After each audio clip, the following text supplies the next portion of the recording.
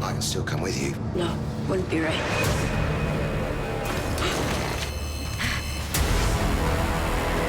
Are you ready, son? It'll be fine. One day soon, you'll need my help. I don't want your help. Hands in the air, we'll shoot! I'm not going back to him. Then we wait for another body to drop. Gotham, followed by Sleepy Hollow. Hey everybody, welcome to What the Flick, Gotham, episodes 15. The Scarecrow, Bibbs, Francis, Alonso. Where is Fish Mooney? I don't know. I don't know where she thinks she is. But she's obviously somewhere that they have a restroom where she can continue to put her makeup on and look She great. looks fabulous. She even says, like, I have a particular, like, I can help you. It's like, what are you gonna do? Frost my tips? Like, I don't know. Like, but there's like this thing where she wakes up into this like cavernous basement of evil. I don't even know. And she never asks, why are we here? She's like, I must go to the top of the food chain. Yes. I'm at the top of the food chain in nowhere. And then there's like, oh, well, they're gonna do horrible things to us. Why didn't you think where did you think you were? What were you? Is this boarding school? What was your plan? I think she's just planning on building another army to try and just rebuild. And she's at a not bad place because some of those guys look giant. I don't know how some of them are not at the top of the food chain, but just some woman who can come in and just stab someone in the neck is going to take over that. Build my empire of nobody. Exactly. Well, look, she is always closing, you know, and so good on her for that. Always be cobbling.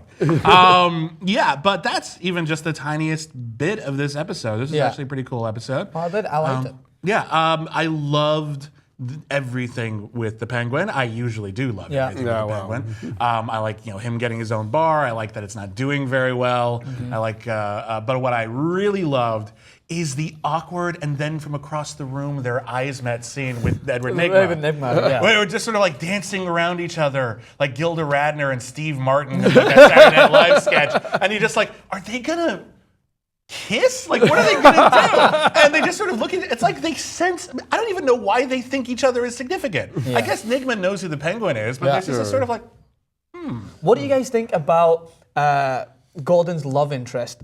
I think that she might become like kind of more swayed towards Nigma. I don't know if I'm looking too far ahead. I don't think it's gonna happen. I think she's got those weird tendencies, and she switches. One moment she's upset with Gordon, and then she switches and goes back. She likes the she's searches. bipolar right now. No, well, Bullock has been very like announcey of the fact that you're working together, your relationship is fucked, you know, and so they say it enough times that clearly it's about to become a self-fulfilling prophecy. I would love it if if Nigma just stole her from Gordon.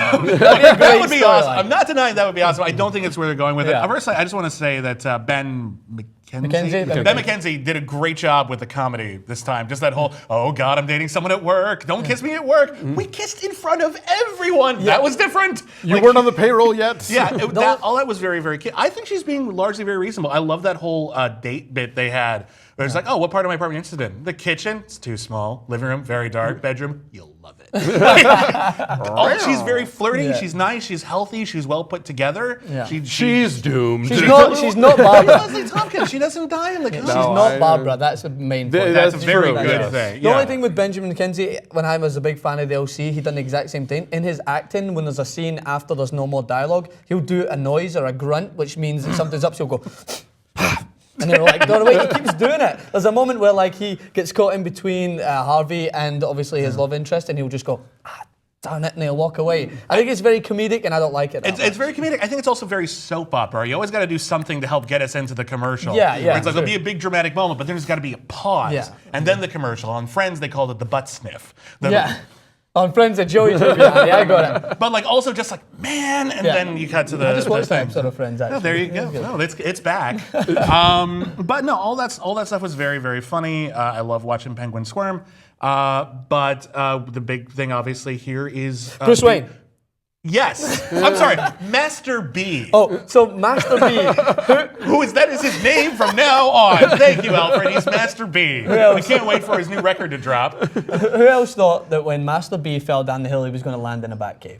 I think we all thought he was going to land in the Batcave. Yeah, that always seems to be threatening. It's kind of weird that he didn't. For me, I was just like, when he's like throwing the rocks, he's like, metaphor! Metaphor! Well, when he kept picking them up, I thought, is he going to try and drown himself? That's usually what you pick up rocks for in these situations. No, I don't know. That whole bit went nowhere. I mean, I get it. It's got a Rambo training. It was just struck me as so arbitrary and forced. Like the whole rock business was like we just made up a ritual that clearly Bruce is just like, and now I pick up rocks. Send him to boarding school, please. Someone send him to what I want from this show is I want like this first season to just be over, and then I want the next season to like jump ahead a few years, and we have just an older Bruce Wayne. Send him to Liam Neeson already and get him to train him like Batman Begins. I think it's fine. Like I'm looking forward to. I saw the teaser for next week, and it looks like it's going to be Bruce at a board meeting, and I'm like, that I want to see. I want to see the Richie Rich scene where it's like, I'm in charge of the company now, John Larroquette. Like that's what I want to see. I think that's good full stuff. Alexis Carrington Colby action. You know. But no,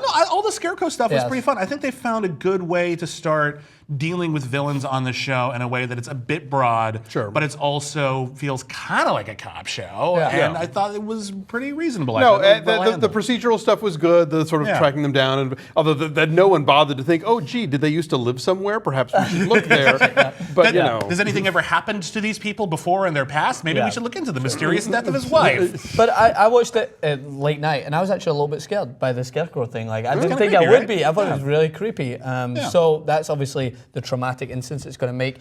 So was Scarecrow in the comics constantly scared before he created an antidote? No, I think that's something that they played with from the end of Batman Begins. Yes, when he gets an overdose of his own fear. Oh yeah, absolutely. Yeah. Generally speaking, and I'm sure there have been different variations. There have been different variations of every Batman villain. But the ones that I'm familiar with was he was a psychologist who was obsessed with fear and decided to induce a hell of a lot of fear and occasionally robbed banks or something. Yeah, with the dad stuff here, this is almost like the Peeping Tom version. You know, this is how I wound up this way. That's a perfectly reasonable version. I think it's nice and creepy. I like it a lot. Good. I think it works just fine. I thought Julian Sands did a pretty solid job. Some of the stuff he had to do was a little difficult. Look over there and feel bad about your wife. All right, Julian Sands can do that, but then no one can do that easily. But no, I thought it was really cool. I felt bad for the kid, even though he was helping him murder people and really had no compunction. For the most part, innocent victim of all. Yeah, exactly. So. It was nicely handled. Yeah. All right. So solid episode.